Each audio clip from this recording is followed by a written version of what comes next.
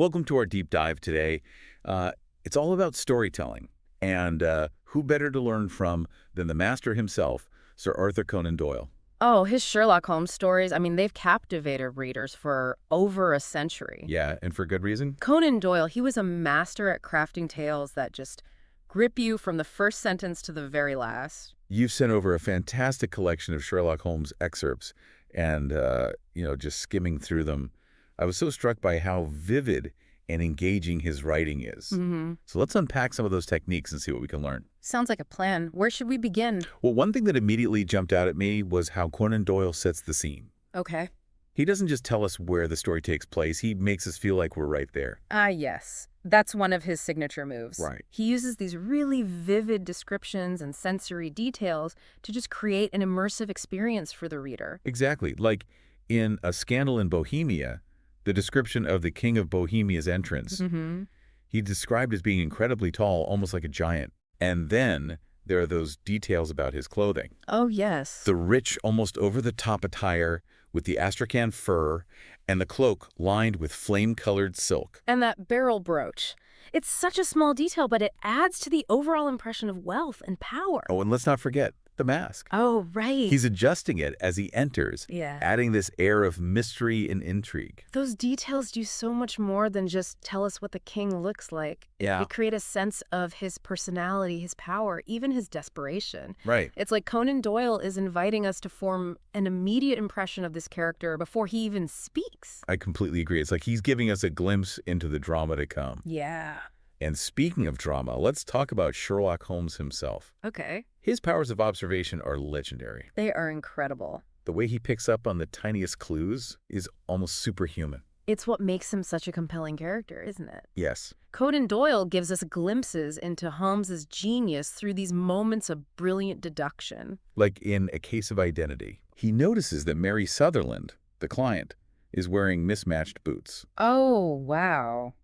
One has a fancy toe cap, the other is plain, Okay. and they're half-buttoned. And from those tiny details, Holmes deduces that she left home in a hurry. It's classic Sherlock. Yes. He's showing us that the most seemingly insignificant details can tell a story. It's like a mini lesson in mindfulness, tucked into a thrilling detective story. Exactly. But Conan Doyle's brilliance isn't just about keen observation. Right. He also knows how to build suspense. Oh, absolutely. Yeah.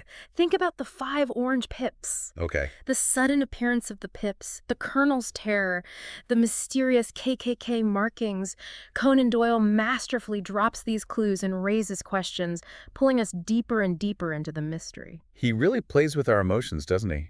He does. That slow buildup of mystery. Yeah. It's like he's cranking up the tension bit by bit. Yeah. We're left hanging on every word, desperate to know what happens next. That's the power of a good storyteller. They know how to tap into our primal fears and desires, making us feel the emotions of the characters. And it's not just about scaring us, right? No? Sometimes it's about making us care deeply for the characters. Think about Holmes and Watson. Yeah. 2 completely different personalities, yet their friendship is the heart of the stories. Their contrasting personalities create such a fascinating dynamic. Right. You have Holmes, brilliant but aloof, analytical to the point of coldness. And then you have Watson, more emotional, loyal to a fault, and in many ways the readers stand in. We see the mystery unfold through both their eyes, and it gives us such a rich understanding of the case. It does. It's almost like having 2 detectives for the price of 1. Exactly. And their dialogue, Yeah. the way they spar and banter, debate theories, Yeah. it's not just about conveying information. Yeah. It's about revealing their personalities, their bond. Right? We learn more about them through their interactions than we ever could from simple descriptions.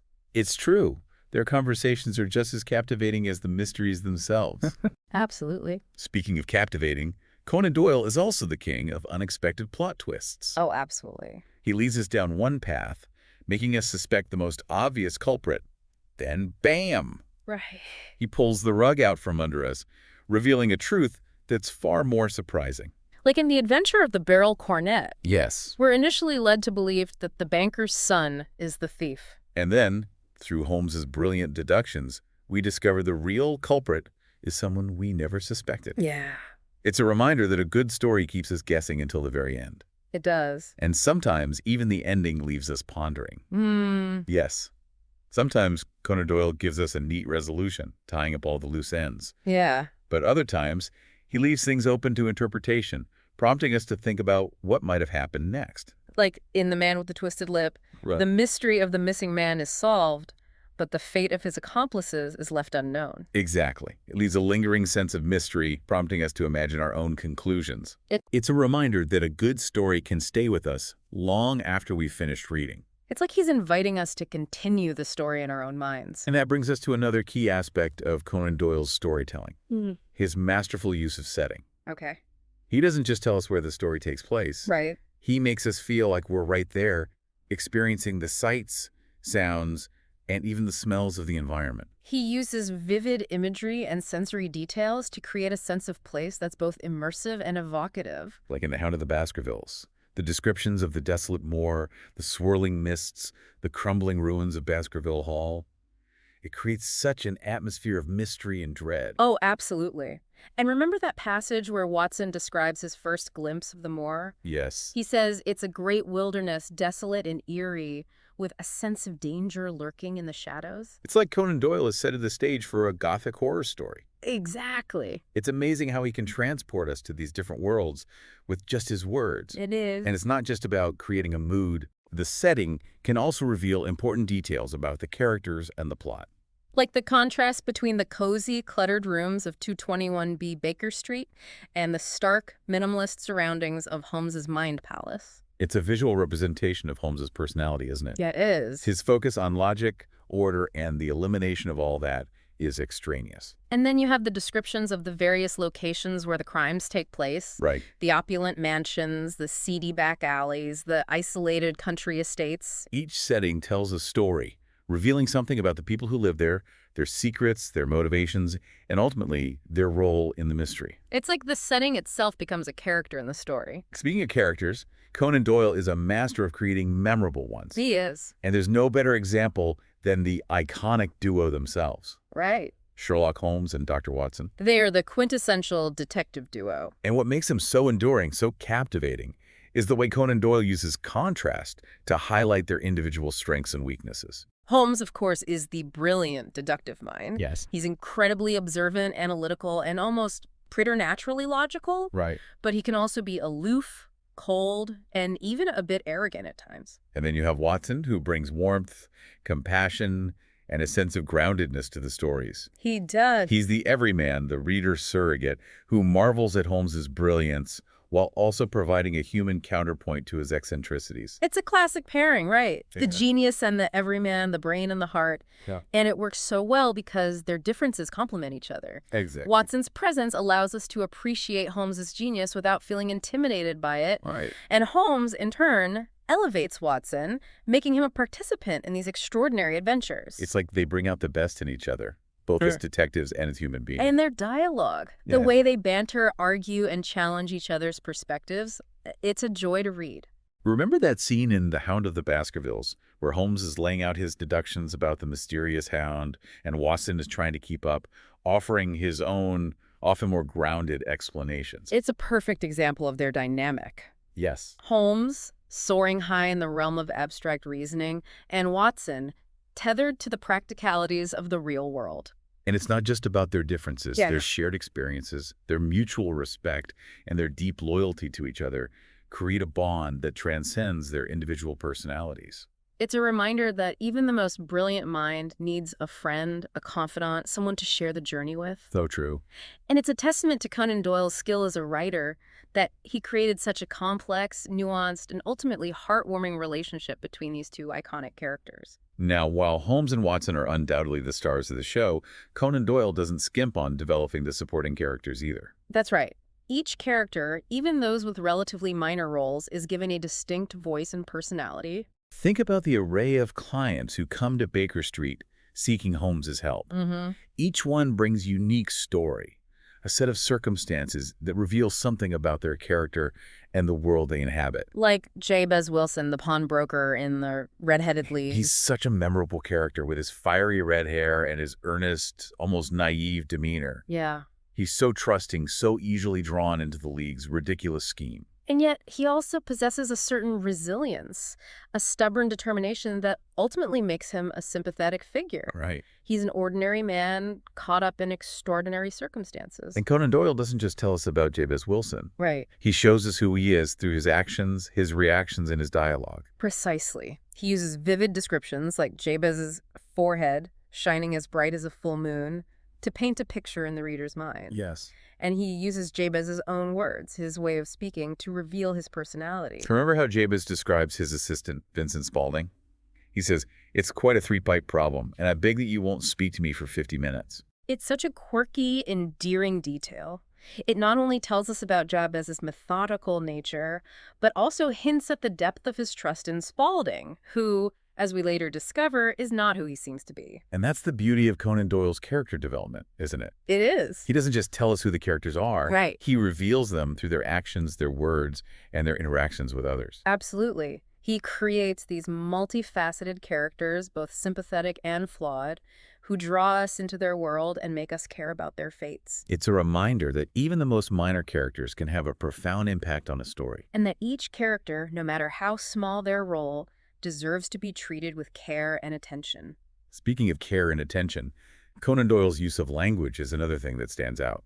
He's so precise and economical with his words, but his prose is also incredibly vivid and evocative. He had a real gift for choosing the perfect words to create a specific image, mood, or emotion. Yes. And he did it all without resorting to overly flowery or ornate language. His prose is crisp, clear, and always engaging. It is. It's like he's inviting us to sit down and have a conversation with him, Yeah. to listen to him spin these intricate tales of mystery and intrigue. And he doesn't shy away from using humor, irony, and even a bit of wordplay to keep us entertained. Remember the witty banter between Holmes and Watson? Oh, absolutely. It was one of the things that makes their relationship so delightful. Their exchanges are full of dry wit, playful teasing, and the occasional sardonic observation. Yeah. It's like they're having a private joke that we're all invited to bean on. And even in the midst of the most serious situations, Conan Doyle finds ways to inject a bit of levity. Like in The Adventure of the Blue Carbuncle, when Holmes is examining the hat and deducing all sorts of things about its owner. Oh, yes. He points out the foresight of the owner for having a hat securer, and then the moral retrogression for not bothering to replace the broken elastic. It's a small detail, but it adds this touch of humor and lightness to a scene that could otherwise be quite dry and technical. And it's not just about humor, right? Right. Conan Doyle also uses language to create a sense of immediacy and suspense. Think about the way he describes the action sequences, the chases, the fights. It's so vivid, so dynamic, that you can almost feel your heart racing as you read. Like in The Adventure of the Speckled Band, when Holmes confronts Dr. Roylott in the middle of the night, and there's this tense standoff between them. The description of Roylott's face, contorted with rage, and the way he lunges at Holmes, it's cinematic. It is. And Conan Doyle uses language to build anticipation, to hint at the danger to come. Like in Hound of the Baskervilles, when he describes them more as a place of peril, where death lurks in the shadows. It's like he's planting these little seeds of unease in our minds, preparing us for the terrifying events that are about to unfold. And he does it all with such masterful control of language, choosing the perfect words to evoke a specific mood, image, or emotion. So it's clear that Conan Doyle's storytelling is more than just a matter of plot and character. It's also about the way he uses language, his mastery of words, to create a world that's both immersive and unforgettable. It's a reminder that language is a powerful tool for storytelling, Yes. and that by choosing our words carefully, we can create stories that are not only engaging, but also deeply meaningful. It's about using language to paint pictures in the reader's mind, to evoke emotions, to create a world that feels real, and to leave a lasting impression. And I think that brings us to another crucial aspect of Conan Doyle's storytelling: the pacing. Okay. He had an uncanny ability to control the flow of the story, to know when to speed things up, when to slow down, and when to leave us hanging on a cliffhanger. Oh, he was a master of pacing. Think about the Hound of the Baskervilles.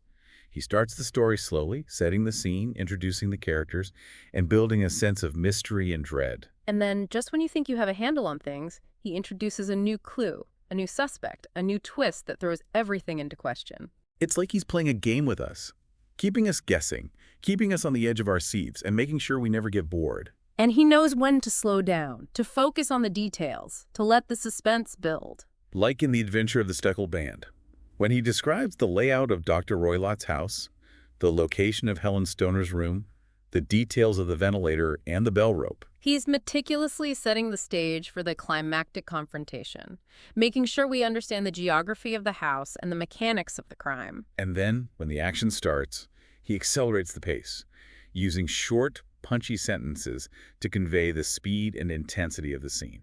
Like in The Red-Headed League, when Holmes and Watson pursue the criminals through the streets of London. It's a chase scene worthy of a Hollywood blockbuster. And he doesn't just use pacing to create suspense. Right. He also uses it to create a sense of rhythm and flow. Absolutely. Think about the way he structures his stories, alternating between moments of intense action and moments of quiet reflection. He gives us time to breathe, to process the information, to absorb the atmosphere before hitting us with the next shocking revelation.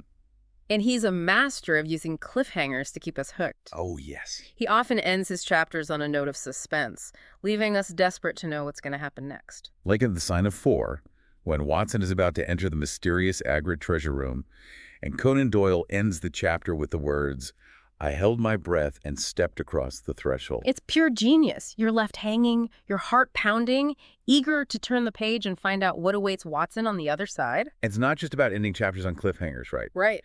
He also uses pacing to create dramatic pauses, to emphasize certain moments, to let the weight of a revelation sink in. Like in The Adventure of the Barrel Coronet, when Holmes reveals the identity of the true thief. Yes. He lets the silence hang in the air, allowing the banker to fully grasp the implications of his discovery. It's a subtle technique, but incredibly effective. It creates a sense of drama, of gravity, and allows us to experience the full emotional impact of the moment. So it's clear that Conan Doyle was a master of pacing, using it to control the flow of the story, create suspense, and keep us engaged from beginning to end. Absolutely. And it's a reminder that pacing is an essential element of storytelling. Yes. It's about understanding the rhythm of a story, knowing when to speed things up, when to slow down, and when to leave your audience wanting more.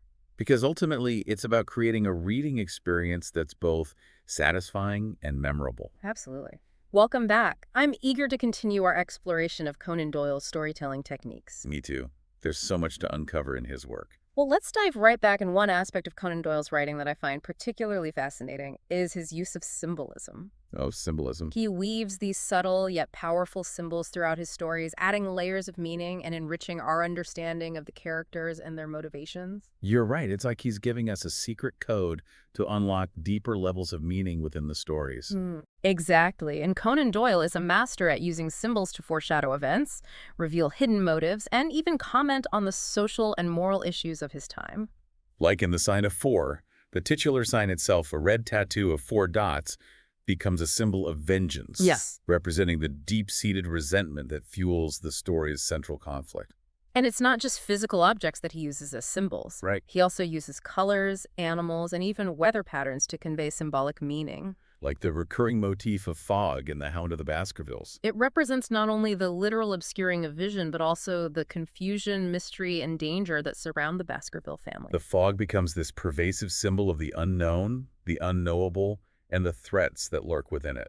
Precisely. And then there's the color red, Okay. which appears frequently throughout the Sherlock Holmes stories, often associated with violence, passion, or danger. We see it in The Red-Headed League, the bloody fingerprint in The Sign of Four, the speckled band in The Adventure of the Speckled Band. It's like Conan Doyle is using the color red to signal to the reader, pay attention.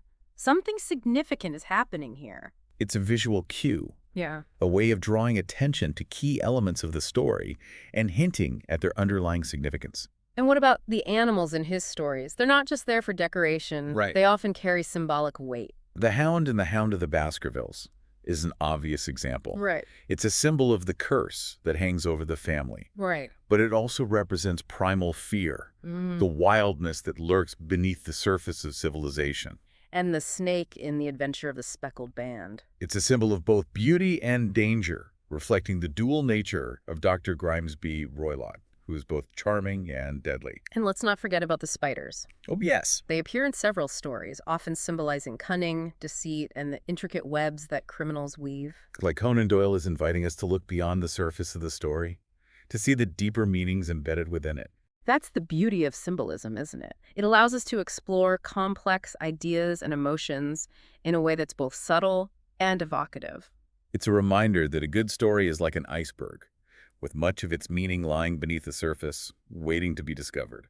Now, another aspect of Conan Doyle's storytelling that I find particularly effective is his use of dialogue. Oh, yeah. He's a master of crafting conversations that are not only informative, but also entertaining and revealing of character. You're so right. His dialogue is never just filler, it always serves a purpose. Exactly. Think about the witty banter between Holmes and Watson. Yes. Their exchanges are full of dry wit, playful teasing, and the occasional sardonic observation. Like they're having a private joke that we're all invited to be in on. And even in the midst of the most serious situations, Conan Doyle finds ways to inject a bit of levity through their dialogue. Remember that scene in The Adventure of the Blue Carbuncle? When Holmes is examining the hat and deducing all sorts of things about its owner? He points out the foresight of the owner for having a hat securer, and then the moral retrogression for not bothering to replace the broken elastic. It's such a small detail, but it adds this touch of humor and lightness to a scene that could otherwise be quite dry and technical. And it's not just about humor. Right. Conan Doyle also uses dialogue to create a sense of immediacy and suspense. Think about the way he describes the action sequences, the chases, the fights. It's so vivid and dynamic that you can practically feel your heart racing as you read. Like in The Adventure of the Speckled Band, when Holmes confronts Dr. Roylott in the middle of the night and there's this tense standoff between them. The way Conan Doyle describes Roylott's face, contorted with rage, and the way he lunges at Holmes. It's like watching a movie. It's so cinematic, and he uses dialogue to build anticipation, to hint at the danger to come. Like in The Hound of the Baskervilles, when he describes the moor as a place of peril, where death lurks in the shadows. It's like he's planting these little seeds of unease in our minds, preparing us for the terrifying events that are about to unfold. His control over language is incredible. He always chooses the perfect words to evoke a specific mood, image, or emotion. I think it's safe to say that Conan Doyle was a master of dialogue. Absolutely. He understood that conversations are not just about conveying information, they're about revealing character, building relationships, and creating a world that feels real. And speaking of creating a world that feels real, Conan Doyle was a master of crafting vivid and evocative settings. He could transport us to the foggy streets of Victorian London, the grand estates of the English countryside, or even the seedy opium dens of the city's underbelly, with just a few well-chosen words. His settings are more than just backdrops. They're an integral part of the stories, often reflecting the moods and themes of the narratives. Think about the way he describes the desolate moor in The Hound of the Baskervilles, the swirling mists, the crumbling ruins of Baskerville Hall. It creates such an atmosphere of mystery and dread. It's like the setting itself is a character in the story. And remember that passage where Watson describes his first glimpse of the moor? He says it's a great wilderness, desolate and eerie, with a sense of danger lurking in the shadows. It's like Conan Doyle is setting the stage for a gothic horror story, and it's not just about creating a spooky atmosphere. Right. The setting can also reveal important details about the characters and the plot. Like the contrast between the cozy, cluttered rooms of 221B Baker Street and the stark, minimalist surroundings of Holmes's Mind Palace. It's a visual representation of Holmes's personality. His focus on logic, order, and the elimination of all that is extraneous. And then you have the descriptions of the various locations where the crimes take place. Right. The opulent mansions, the seedy back alleys, the isolated country estates. Each setting tells a story revealing something about the people who live there, their secrets, their motivations, and ultimately, their role in the mystery. Take, for example, the description of Stoke Moran in The Adventure of the Speckled Band.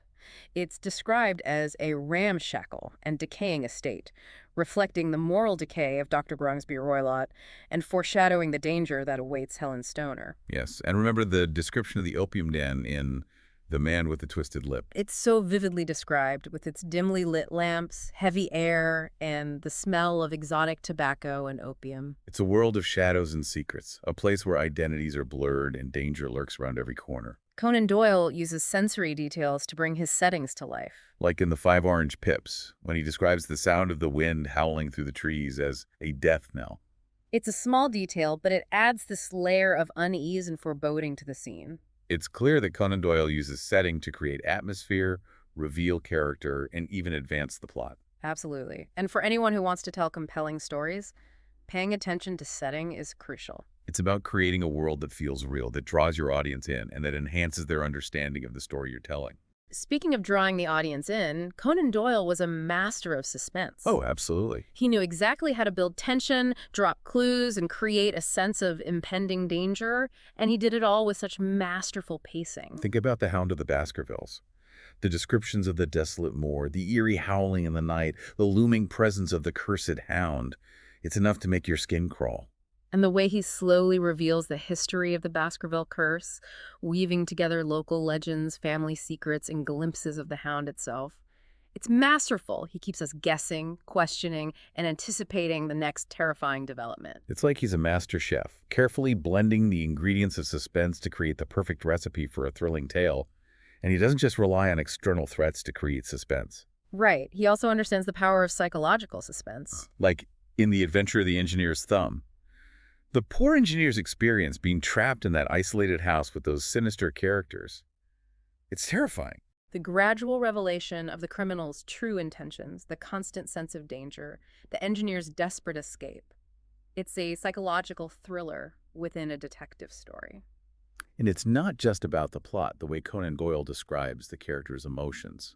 Their fear, their confusion, their growing sense of dread makes the suspense all the more visceral. Exactly. He makes us feel what the characters are feeling, making the danger all the more real and immediate.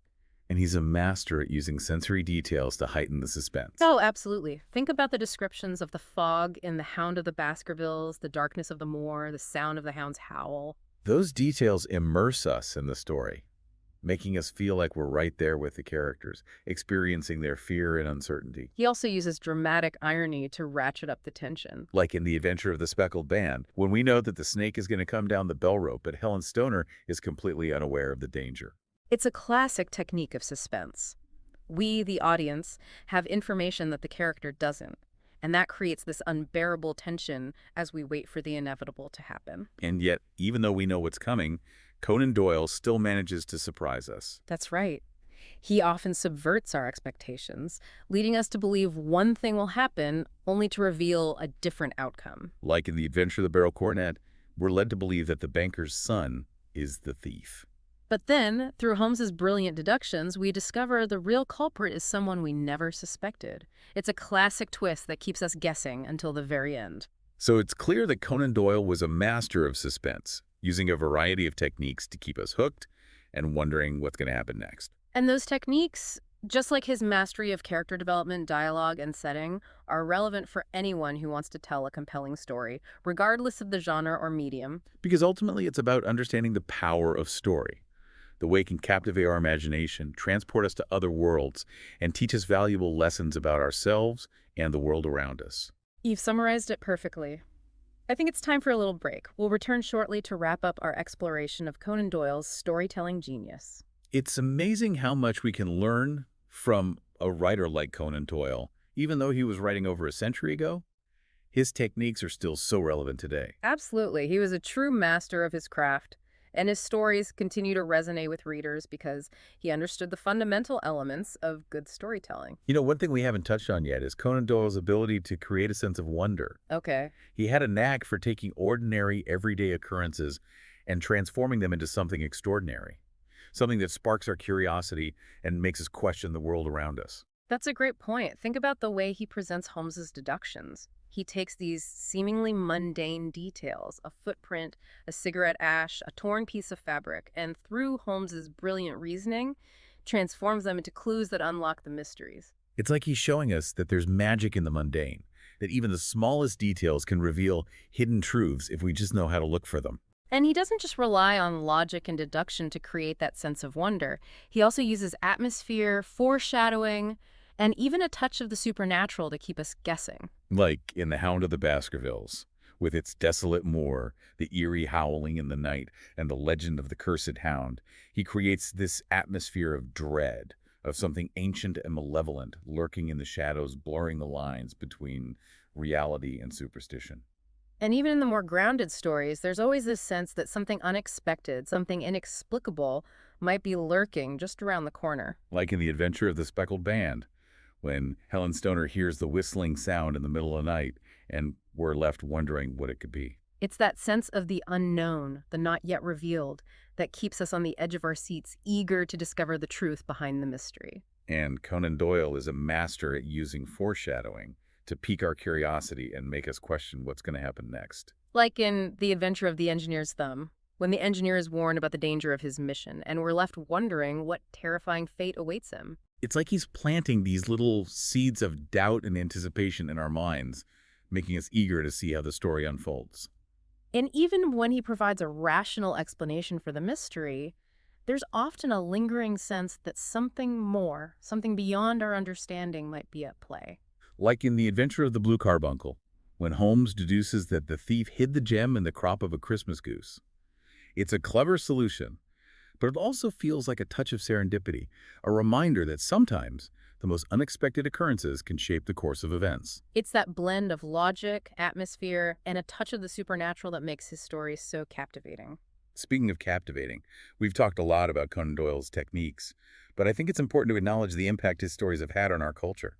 Sherlock Holmes has become a global icon, inspiring countless adaptations, interpretations, and even real-life detective work. It's amazing to think that a fictional character, created over a century ago, continues to have such a profound influence on our world. And it's not just about Sherlock Holmes, right? The phrases, the deductions, the very way we approach problem solving.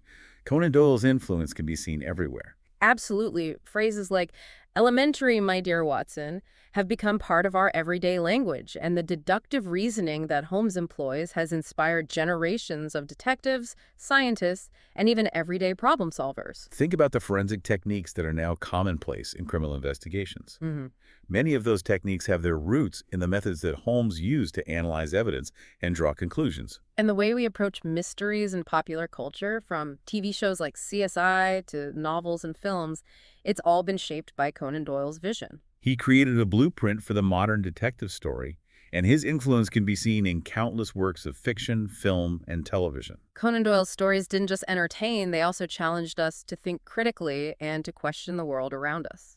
He humanized the detective, showing us that even the most brilliant mind is still subject to human emotions, flaws, and vulnerabilities. And he encouraged us to look beyond the surface, to consider the social and economic factors that contribute to crime, and to recognize the importance of empathy and compassion in our pursuit of justice. His stories remind us that with a little bit of logic, observation, and perseverance, we can overcome even the most daunting challenges. And perhaps even uncover a few hidden truths along the way. Well, I think we've reached the end of our deep dive, and what a journey it's been. I've thoroughly enjoyed exploring Conan Doyle's storytelling with you. Me too. It's been a fascinating reminder of the power of words to transport us to other worlds, to make us think, to make us feel, and to leave a lasting impact on our imaginations. I think Conan Doyle himself would be pleased to know that his stories continue to inspire and entertain readers all these years later. And I hope our listeners are inspired to go back and revisit those stories, or maybe even pick up one for the first time. There's a whole world of wonder waiting to be discovered within the pages of Sherlock Holmes. Happy reading!